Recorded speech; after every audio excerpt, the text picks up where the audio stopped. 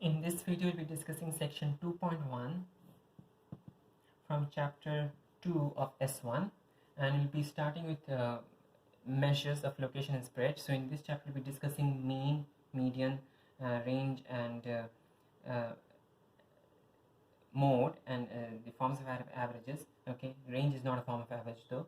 Okay, and we'll also be studying measures of spread, so that will be including standard deviation and variation, and standard deviation and variance.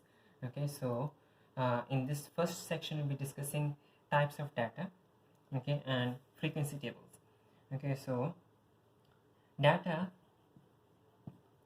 is any kind of observation. So data is basically any observation that you take from a real world situation.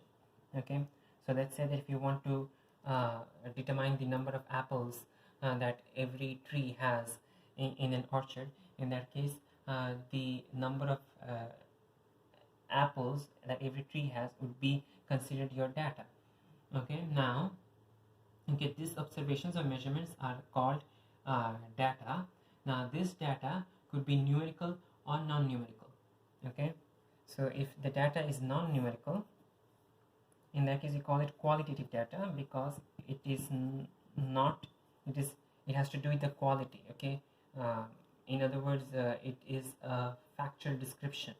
Okay, the data, that the observation that you make is going to be a factual description. The numerical data are usually referred to as quantitative data. Okay, because over here we are dealing with quantities. Okay, so qualitative data, for example, let's consider if you have if you have, let's say, 100 balls in a bag. Okay, and each the balls are of different colors. In that case, the colors of those balls is going to be a quantitative is going to be a qualitative variable. Okay, so the colors of balls in a bag is going to be a qualitative variable. On the other hand, let's say the brand of computers, the brand of computers in a particular city. Okay, the brand of computers that people use in a particular city, that would also be a qualitative variable, because you have specific names for all those brands. Okay, there are no numbers. And quantitative variables would be including numbers. Okay, quantitative variables can further be divided into discrete variables and continuous variables. Okay, discrete variables are variables where you can only have specific numbers in a particular range. Okay, continuous variables are variables where you can take any value in a particular range. Okay, so let's consider if we have the number of balls in a bag. Okay, so let's say you have several different bags, and each of the bags has varying number of balls. In that case, the number of balls in those bags is going to be a discrete variable.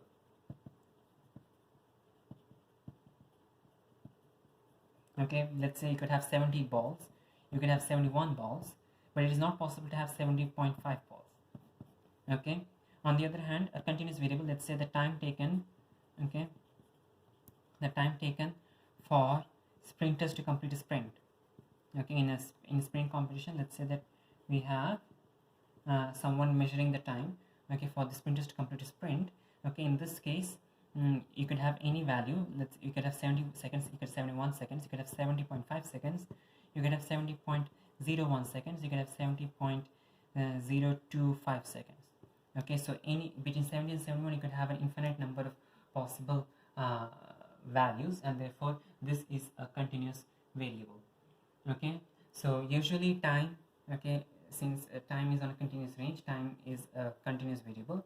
Okay, variables for which you cannot find for which you have specific values. Okay, you cannot have any other value in between the specific range. So between 70 and 71 you do not have any other value for the number of balls. These variables will be considered discrete. Okay, now if you have data, before we continue frequency tables over here, notice that even the colors over here is a qualitative variable. We could also consider colors to be a discrete quantitative variable. Okay, if you look into Microsoft Word or Microsoft Excel, and if you try to change the color of the text or the, let's say, the background. Okay, in that case you look into some RGB screen, RGB color selection, where you have the where you can select the where you can set the numbers for R, B and G. Okay, and in each case you have 256 options. Okay, in each case you have 256 options. So in this case, notice that since color can be in that particular RGB scheme, since you can represent every color with a number, okay, this would be considered a discrete variable. Okay, discrete random variable. Okay, because you have between, let's say, R equals 0 and 1, between R0 and 1 you do not have any value for R. Okay, it's only it can be 0, it can be 1, but nothing in between 0 and 1. Okay, similar for B and G. Okay, you can only have specific values. There are only 256 possible values for each of these three pigments. Okay, therefore the RGB color scheme would be considered a discrete random variable. On the other hand, let's say that instead of using the RGB color scheme, you're using the frequency of light. Okay, because frequency of light is also depending on the frequency of light, will also have different colors. Okay, a lower frequency is going to give you a reddish color, a higher frequency is going to give you a more bluish color. So if we talk about the frequency of light would be considered a continuous variable. Okay,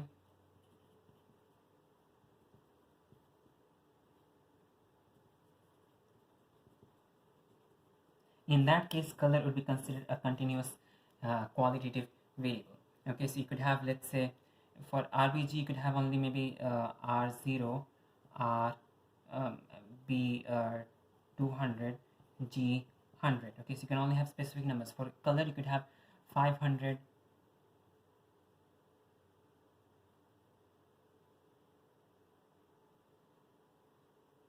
you could have some hertz. I do not remember right now over the top of my head about the frequency of light, but let's say you could have if it did exist in the range of 0 till 100, in that case you could have 500 hertz, you could have 500.5 hertz, you could have 500.019 hertz. Okay, and so on. And so in that case color will be considered a continuous random continuous quantitative variable. Okay, so depending on how you can collect the data. In the first case, colors was a qualitative variable, because if you have, let's say, only 100 balls in a bag, in that case you only have 100 options for those colors, and those could be either red, blue, green, or maybe blue, brown, magenta, and so on. So you have only names for those colors, that would be qualitative. Here we do have numbers for the colors, and that was discrete. In the case of frequency, it will be continuous. So you do need to keep like practice caution when you're trying to determine whether a variable is continuous or discrete. Now, frequency tables are tables which you use when you have a large amount of data. So let's say that if an orchard, okay, has got around 500 trees, okay, and you're trying to measure the number of apples that each tree has. In that case, you'd have 500 numbers. Okay, so you could have let's say 10 apples on one, you could have 30, you could have maybe 25, and so on. Okay, so you'd be having 500 different numbers, and if you try to write all those 500 different numbers, you could write them down, but usually trying to write all those numbers separately is not going to be of much use. We try to simplify it and summarize it using a frequency table. Okay, so if we have a frequency table for the number of apples that every tree has in an orchard, in that case you'll be constructing a table such as this, and the first column would be number of apples on the tree, and the second column would be the number of trees that have those number of apples. Okay, so let's say that we have 25, and by that we have 9 over here. Okay, so this would mean, okay, that there are 9 trees which have got 25 apples. So in other words, in your data that you've collected, there are 9 values of 25. Okay, if you have 30, and for 30 you have got 7. In that case, there are 7 values of 30, or in other words, there are 7 trees which have got 30 apples. Okay, so over here, okay, the number of times that a particular value appears in your data, that is called the frequency. Okay, and is represented by the letter F. Both discrete data and continuous data can be expressed, can be represented using frequency tables. Okay, can be represented using frequency tables. Now, in the case of continuous data, let's say we are considering one of our previous examples, the time taken for a runner to complete a sprint. You'd have a continuous ranges. So let's say we have from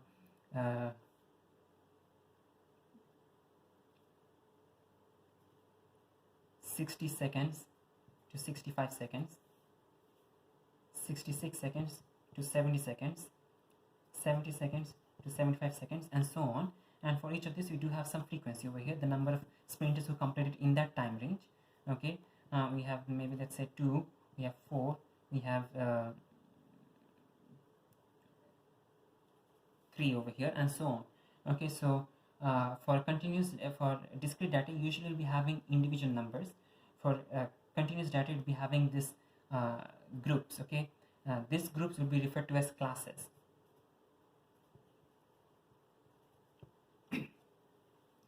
These groups are referred to as classes. In this ones, the class is just a simple number. Okay, for discrete data, the class is simply a simple number. Now, it is in case, let's say that if you have a large value of discrete data, okay, there are a large number of possible values over here. Let's say that there are some trees which have got 100 apples on them, and there are some trees which have got 0 apples on them. So you have 0 till 100.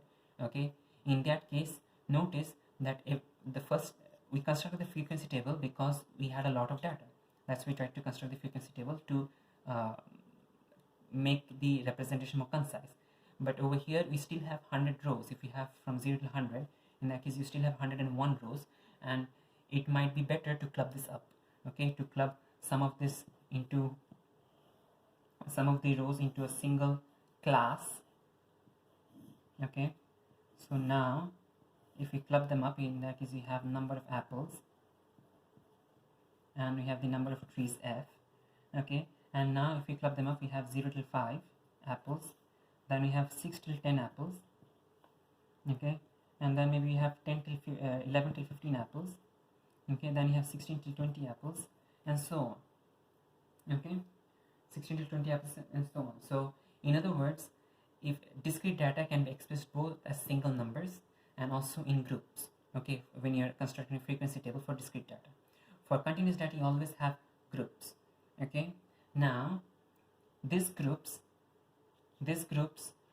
have class boundaries. Okay, these classes do have class boundaries. Okay, and for discrete data, it's going to be simple.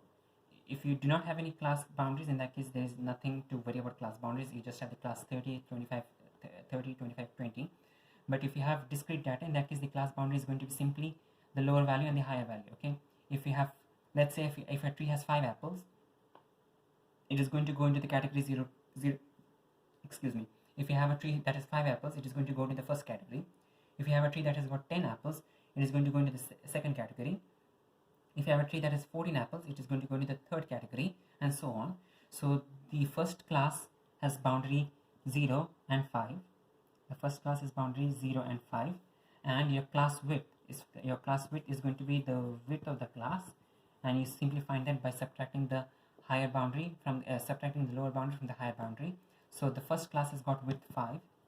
The second class has got boundaries 6 and 10 and has got width 5. The third class has got width 11 and 15 and has got width. So the third class has got boundaries 11 and 15 and has got width 5. Okay, and this final class has got 16 and 20 as its boundaries and has got width 5 again. Okay, now the midpoint of a class is simply going to be class midpoint is simply going to be the higher boundary minus the lower boundary, the higher boundary minus the lower boundary by 2. So in this case the first one would be higher boundary higher boundary plus lower boundary by 2, or in other words lower boundary plus class width by 2, so half times the class width, okay, because the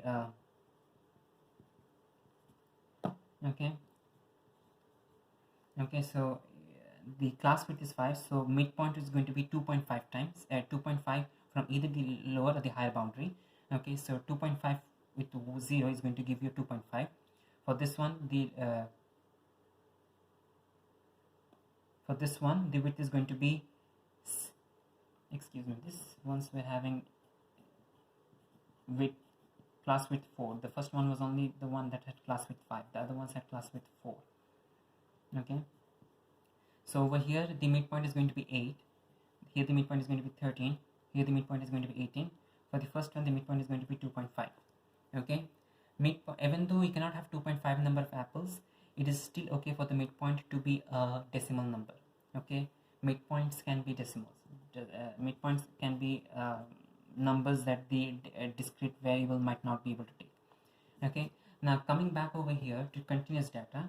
For continuous data the procedure might not be as simple. You do need to keep track of gaps. Okay, so let's say that you have this particular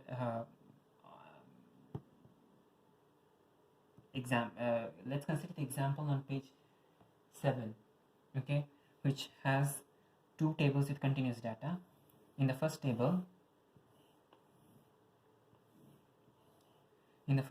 we have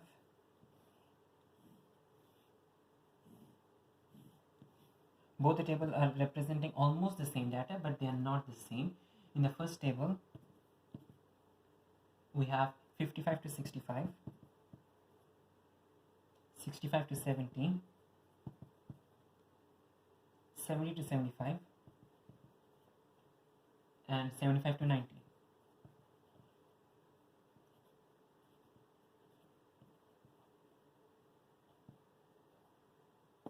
And second table we have 55 to 65, 66 to 70, 71 to 75, 76 to 90, and the frequencies are the same. Okay, notice in the table for the discrete variable that was grouped into classes, okay, between 5 and 6 you cannot have any number of apples. So 5 apples, that's in the first category, 6 apples is in the second category. You cannot have 5.5 apples, so you don't have to worry about that. You cannot have 5.75 apples, you don't have to worry about that. 5 is in the first category, 6 is in the second category. Okay, so usually this discrete classes are going to be simple, but when you talk about continuous variables, you need to keep into track whether you have any gaps. Okay, in the first table notice that there are no gaps. Okay, so you need to keep into track gaps. In the first table there are no gaps, and therefore your class boundaries are going to be simple. For the first one it is 55 and 65, for the second one is 65 and 70, for the third one is 70 and 75, for the fourth one is 75 and 90. So let's consider this category over here, this class over here. It is 65 and 70, so the class boundaries are 65 and 70. Okay, your class width is 70 minus 65, which is 5. Okay, 5 seconds. Okay, our time variable was in seconds. Okay, so that is 5 seconds, 65 seconds, 70 seconds. And our midpoint, okay, our class midpoint is going to be 70 plus 65 by 2, which is 67.5 seconds. Okay, but over here in this particular case we do have gaps in our data. Now the gaps in our data, so let's consider 65 seconds. 65 seconds is in the first, 65 second is in the first class, 66 second is in the second class. But what about 65.5 seconds, 65.2, 65.6 and so on? Those times also exist. It is not that those times do not exist. Those times also exist for this continuous variable. In this one, you did not have 5.5 apples, that was impossible. But over here, it is possible that a sprinter, okay, the time taken to run 400 meter could be 65.2 seconds. So we do need to fill in those gaps, and therefore for the boundaries are going to change. For the first one, it is going to start from 55.5 and end at 65.5. This one is going to start from 65.5 and end at 75.5. This is from 70.5 to 75.5, and this from 75.5 to 90.5. Okay, so if we talk about the class 66 to 70, in that case your class boundary is going to be 65.5 seconds and 70.5 seconds. 65.5 seconds, 65.5 seconds and 70.5 seconds. Your class width is going to be, subtract the 2, you get 5 seconds. Your class width is going to be, subtract the 2, you get 5 seconds. And finally your class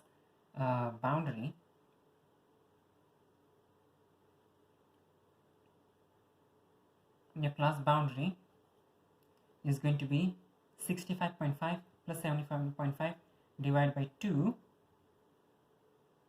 65.5 plus 70.5 divided by 2, and that is 68 seconds. Okay, so when you have gaps and when you do not have gaps, the answers might change. So you do need to keep into track whether your answer should take into consideration those gaps or not. Okay, if you have a continuous variable, the gaps should be considered. If you do not have a continuous variable, if you have a discrete variable, if the numbers between 5 and 6 are not considered, are not applicable, are not valid, in that case do not consider the gaps. The boundaries are going to be as simple as they look. Okay, now one thing before we conclude this video: 55 and 65, 65 and 70. Okay, notice that 65 is in the first and 65 is in the second. It is written in both the first and the second classes, but usually the convention is that if 65 is written in both the classes, 65 will be considered for the second class. Okay, in other words, 55 to 65 means 55 is less than or equal to x. Let's consider this to be t because this is time, so let's consider this is t. So 55 is less than or equal to t, which is less than 65. Okay, for 65 to 70, 65 is less than or equal to t, which is less than 70. In other words, if the number appears in both the lower and the upper class, in that case in two classes, in that case the number will be considered for the higher class and not for the lower one. Okay, so in the first one we have 55 inclusive, 65 exclusive. In the second one we have 65 included, 70 excluded. In the last one 75 is included, 90 is excluded. Here 65 and 66 are easy to decide. 65 is in the first one, 66 is in the second one.